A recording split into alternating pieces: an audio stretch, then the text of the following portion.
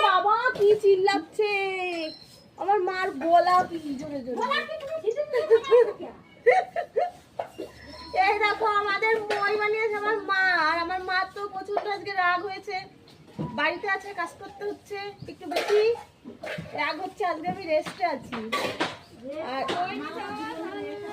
আমার মার জীবনে রেস্ট নেই।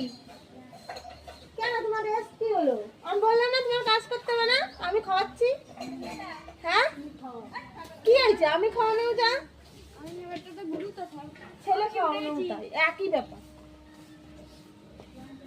আমি খাচ্ছি, তোমার আর কাজে যেতে হবে না, আর কাজে যেতে হবে না তোমার। চলো মামা আসো, ইয়ে পারি